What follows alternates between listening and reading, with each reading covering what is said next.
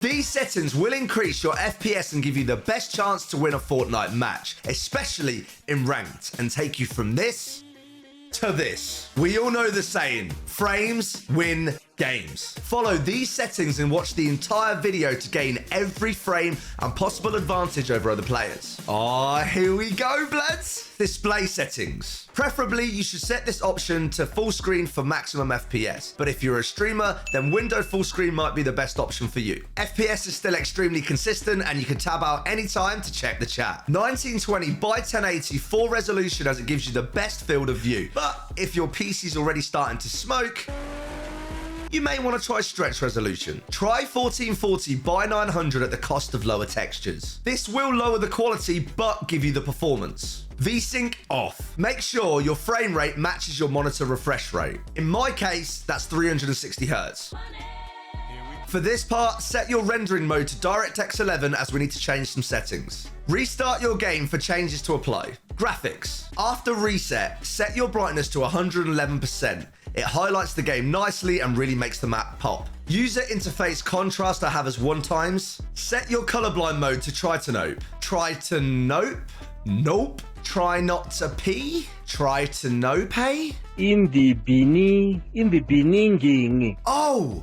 It's a dinosaur, innit? Bruh. Colorblind strength is set to 10. Motion blur is off. These color settings make players and items really stand out, especially inside the storm. This is crucial when making split-second decisions, especially in ranked. Every frame counts. Graphics quality. Auto set quality stays on auto set. Quality preset set to custom. Now, assuming you have an NVIDIA graphics card, NVIDIA DLSS works like a treat. If you don't, experiment with having this off or trying TSR on low/medium. It depends on what works best for your build. NVIDIA DLSS is always set to performance. If you don't have an NVIDIA card, then keep this on recommended and change your 3D resolution to 100%. But if you do, then this will lock your 3D resolution to 50%. Dynamic 3D resolution off, nanite virtualized geometry off, shadows off, global illumination off, reflections off. As for the view distance, I like to have this set as far. This helps you see items further away and is useful for landing spots and pushing areas. This impacts your overall distance visibility in game. Texture set to medium, which makes the game visually look good enough. Now, if your computer starts stuttering and you want to avoid this,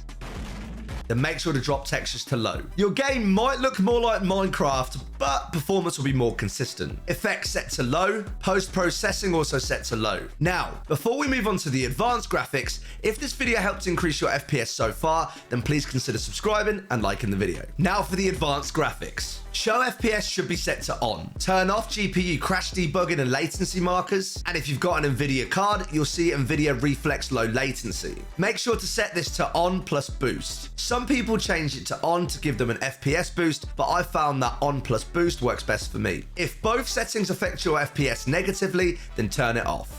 Final settings. Once you've followed these settings, go back to rendering mode under display and you have 2 options here. If you want purely max performance and you're not worried about losing graphics quality, then set this to performance mode. This takes stress off your CPU and GPU and helps your game run smoother. I'd highly recommend this if you stream and game off the same PC and are struggling for max FPS. Personally, I prefer DirectX 12. It's better performance than DirectX 11 and makes your game look visually so much better than performance mode. If you're creating content and you want pop-in visuals, then this is the setting for you. Hey bruv, man's making content now. So changing this to DirectX 12, we're going to restart the game. The only difference on DX12 is hardware ray tracing at the bottom of graphics quality.